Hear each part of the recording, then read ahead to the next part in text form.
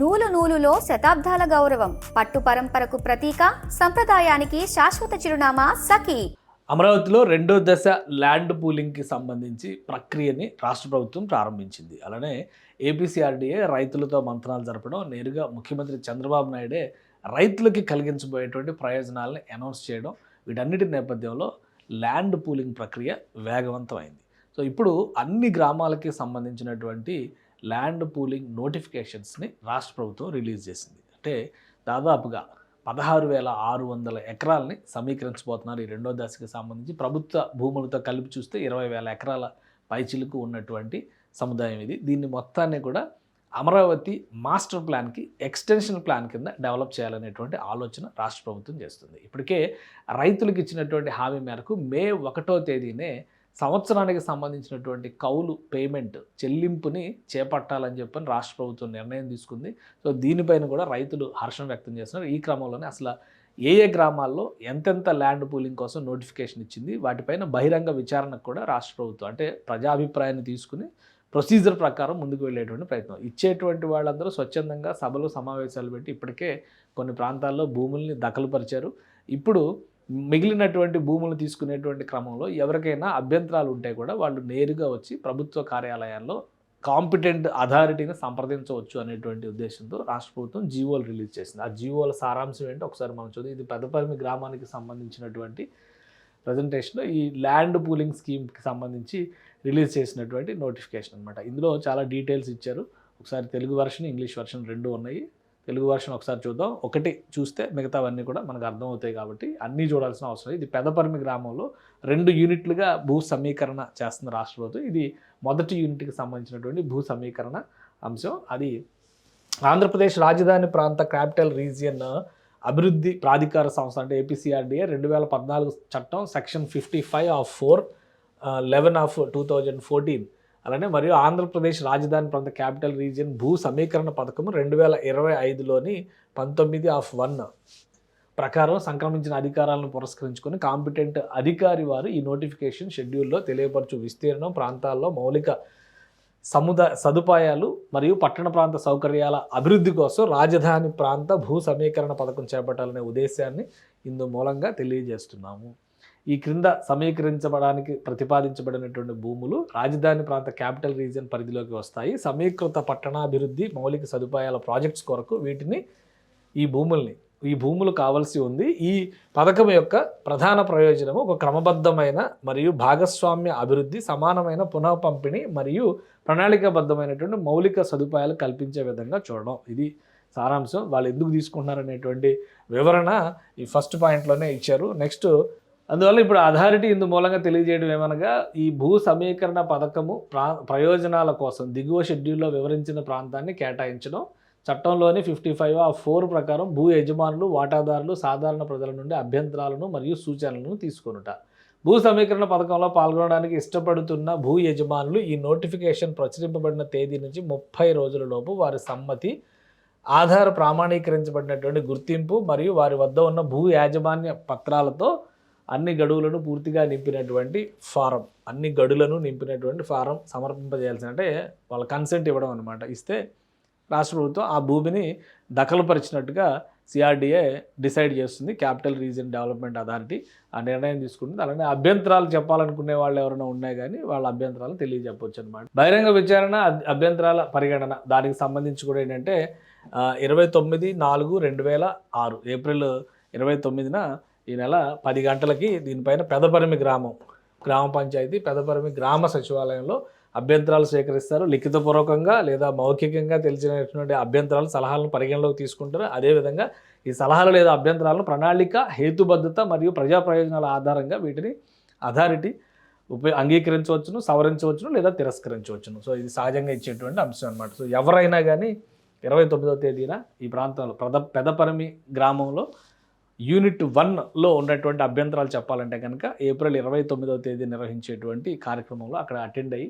నేరుగా వాళ్ళ అభ్యంతరాలు చెప్పొచ్చు. లిఖితపూర్వకంగా కావచ్చు లేదా ఓరల్గా చెప్పినా కానీ, మౌఖికంగా చెప్పినా కానీ తీసుకుంటారన్నమాట. భూ సమీకరణ కింద ప్రతిపాదించినటువంటి విస్తీర్ణం పెదపరిమిలో యూనిట్ 1లో 3072 ఎకరాలు ప్రభుత్వ భూమిని మినహాయించి ఇచ్చినటువంటి నోటిఫికేషన్ 3072 ఎకరాల 23 సెంట్లు 23 సెంట్లు అనమాట. సో మొత్తం ఇది భూ సమీకరణకి తీసుకుంటున్నటువంటి విస్తీర్ణం.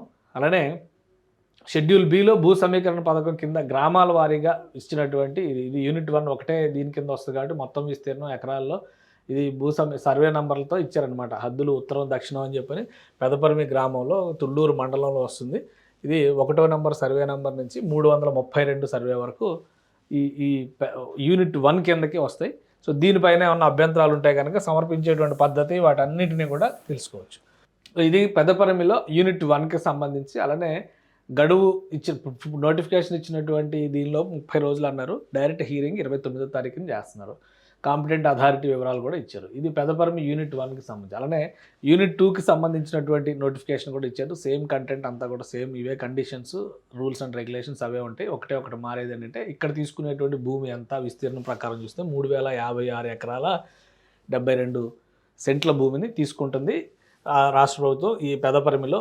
దీనికి సంబంధించినటువంటి అభ్యంతరాలు ఉంటాయి కనుక పెదపరిమిలో ఇది యూనిట్ నెంబర్ 2 అనమాట, 2వ యూనిట్ నెంబర్కి సంబంధించినటువంటి అభ్యంతరాలు.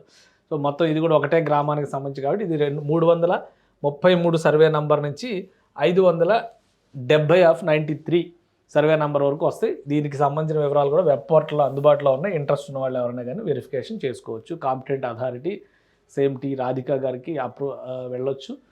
ఇంకొకటి వైకుంఠపురం గ్రామానికి సంబంధించినటువంటి ఇది కూడా వచ్చింది. ఇందులో కూడా సేమ్ మ్యాటర్ ఉంటుంది, సేమ్ కంటెంట్ ఉంటుంది. వైకుంఠపురంలో 11/5 జరగబోతుంది. వైకుంఠపురంకి సంబంధించినటువంటి ఇది వైకుంఠపురం గ్రామ సచివాలయంలో దీనికి సంబంధించి అభ్యంతరాల స్వీకరణ తీసుకోవచ్చు. అన్నిటికీ కూడా 30 రోజులు గడువు ఉంటుంది.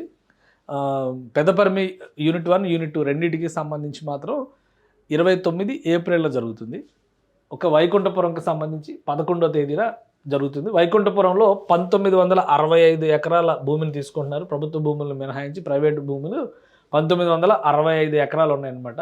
వైకుంఠపురం అనేది ఇది స్టార్టింగ్ పాయింట్ అవుతుంది అనమాట. Amaravati capital region development authority చెప్పిన దాని ప్రకారం అది స్టార్టింగ్ పాయింట్ అవుతుంది. ఒకే గ్రామం కాబట్టి ఇందులో కూడా సర్వే నెంబర్స్తో సహా ఇవి ఇచ్చారు. కాంపిటెంట్ అథారిటీ అక్కడ అభ్యంతరాలు తెలియజెప్పాల్సినటువంటి వాళ్ళు అథారిటీకి ఏమన్నా ఉంటే లిఖితపూర్వకంగా. అలానే పెదమద్దూరుకు సంబంధించి కూడా ఫైనల్ నోటిఫికేషన్ ఒకసారి మనం చూద్దాం. పెదమద్దూరులో కూడా భూ సమీకరణ జరుగుతుంది కాబట్టి దీనిలో ఎంత భూమిని తీసుకోబోతున్నారు, ఇక్కడ నిర్వహించబోయేటువంటి దీనికి సంబంధించి పెదమద్దూరుకు సంబంధించి ఆల్రెడీ గతంలోనే గ్రామ సభ నిర్వహించారు. 1145 ఎకరాల భూమిని తీసుకున్నారు. సర్వే నంబర్లతో కూడినటువంటి నోటిఫికేషన్ రిలీజ్ చేశారు. ఇంకా దీనిపైన పెద్దగా అభ్యంతరాలు ఉండకపోవచ్చు, ఎందుకంటే ఆల్రెడీ ఇది కంప్లీట్ అయిపోయినటువంటి ప్రాసెస్ కాబట్టి. సో ఒకసారి మనం లొకేషన్స్ పరంగా చూస్తే ఏంటంటే ఇది మొత్తం ఇప్పుడు మ్యాప్ వైజ్గా అమరావతి సిఆర్డిఏ ఈ రీజియన్స్ వైజ్గా వచ్చేటువంటి చర్చకి క్లారిటీ అనమాట. ఇప్పుడు ఈ గ్రామాలన్నీ కూడా ఈ పక్కన ఉన్నాయి. ఇది అమరావతి మాస్టర్ ప్లాన్ బౌండరీ, ఈ బ్లూ ఉన్నదంతా ఇలా వచ్చి ఇలా తిరిగి ఇలా వస్తుందన్నమాట. సో ఈ మధ్యలో ఇన్నర్ రింగ్ రోడ్ వస్తున్నటువంటి మార్గం ఏదైతే ఉందో ఈ పక్కన ఉన్నటువంటి భూమి మొత్తాన్ని కూడా ఇప్పుడు సెకండ్ ఫేజ్ పూలింగ్లో చేస్తే కనుక అదొక సర్కిల్ కింద మారుతుంది. అక్కడ వివిధ పరిశ్రమలు, ఇక్కడ స్మార్ట్ ఇండస్ట్రీసు, అలానే స్పోర్ట్స్ సిటీ లాగా డెవలప్మెంటు, అంతర్జాతీయ విమానాశ్రయానికి సంబంధించి ఒక 5,000 ఎకరాల అలాట్మెంట్, ఇవన్నీ జరుగుతాయని చెప్పి రాష్ట్ర ప్రభుత్వం చెప్తుంది. అంటే మొత్తం 20,000 ఎకరాల భూమి ఈ సమీకరణ ద్వారా, రెండో దశ సమీకరణ ద్వారా అందుబాటులోకి వస్తే పారిశ్రామికీకరణకు సంబంధించి కావచ్చు, వివిధ రకాల మౌలిక సదుపాయాలు, ప్రజా ప్రయోజనార్థం కల్పించబోయేటువంటి వ్యవస్థలు, వీటన్నిటికి కూడా భూమిని కేటాయిస్తారన్నమాట. సో చాలా స్పీడ్గా ఈ రెండో దశ పూలింగ్ ప్రక్రియని ముందుకు తీసుకెళ్తుంది రాష్ట్ర ప్రభుత్వం. అందుకే మే 1వ తేదీనే వీళ్ళకి హామీ ఇచ్చినటువంటి కౌలును కూడా చెల్లింపు చేయడానికి రెడీ అవుతుంది రాష్ట్ర ప్రభుత్వం. అమరావతి రెండో దశ ల్యాండ్ పూలింగ్ గురించి జనవరిలోనే నోటిఫికేషన్స్ రిలీజ్ అయినాయి. మార్చి కల్లా ఈ పూలింగ్ ప్రక్రియ కంప్లీట్ చేయాలని చెప్పి రాష్ట్ర ప్రభుత్వం టార్గెట్గా పెట్టుకుంది. అయితే కొన్ని అనివార్యమైనటువంటి అంశాలు, అలానే అనేక సందిగ్ధతలు, ముఖ్యంగా అమరావతికి చట్టబద్ధత, దానిపైన చేయాల్సినటువంటి గెజిట్, దీనిపైన జరిగినటువంటి చర్చ నేపథ్యంలోనే రైతులందరూ కూడా తమ అభిప్రాయాలు తెలియజేశారు.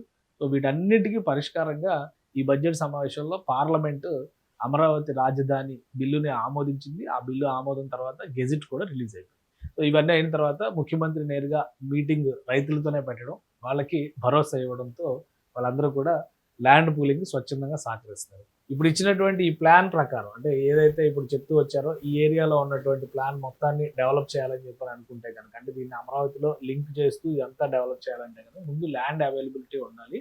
ఆల్రెడీ అక్కడ ఫిజికల్గా ఏం జరుగుతుంది, ఏ ప్రాంతంలో ఏముందనే దానిపైన కావాల్సిన డేటాని రాష్ట్ర ప్రభుత్వం సేకరించింది. అందుకనే ఈ సుర్వానా జురాంగ్ అనేటువంటి సంస్థకి, సింగపూర్ బేస్డ్ కంపెనీకి ఈ రెండో దశ మాస్టర్ ప్లాన్కి సంబంధించినటువంటి కాంట్రాక్ట్ని కూడా అప్పగించేసింది. అది బహుశా ఒక 2 నెలల్లో మాస్టర్ ప్లాన్ రెడీ చేసి మిగతా దానికి ఎక్స్టెన్షన్ ప్లాన్ ఇచ్చేటువంటి అవకాశం ఉంది. సో ఈ నేపథ్యంలోనే రైతులతో సీఎం భేటీ కావడం, ఇప్పుడు సీఎం మే 1వ తేదీన ముహూర్తంగా నిర్ణయించారు. కొత్తగా ల్యాండ్ పూలింగ్కి భూములు ఇస్తున్నటువంటి రైతులకి మొదటి విడత కౌలుని ఇమీడియట్గా మే 1వ తారీఖున డిపాజిట్ చేస్తాం. సో ఈ వారం రోజుల్లో వీలైనంత వేగంగా రైతులు పూలింగ్ ఇచ్చేందుకు ప్రభుత్వం ప్రోత్సహిస్తుంది. దానికి తగ్గట్టుగా చర్యలు తీసుకుంటుంది. అందుకనే 29వ తేదీన పెదపరిమిలో 2 యూనిట్లకి కలిపి మీటింగ్ పెడుతుంది. ఆ తర్వాత వైకుంఠపురంలో 11వ తేదీన మీటింగ్ జరగబోతుంది. సో వీలైనంత తొందరగా ఈ పూలింగ్ ప్రక్రియని కంప్లీట్ చేసుకునేందుకు రాష్ట్ర ప్రభుత్వం ప్రయత్నాలు చేస్తుందనేటువంటి సంకేతాలు స్పష్టంగా ఉన్నాయి. రైతుల నుంచి కూడా సానుకూల స్పందనే వస్తోంది కాబట్టి త్వరగా రెండో దశ ప్లాన్ని ఎగ్జిస్టెన్స్లోకి తీసుకొచ్చేటువంటి అవకాశాలు కనిపిస్తున్నాయి.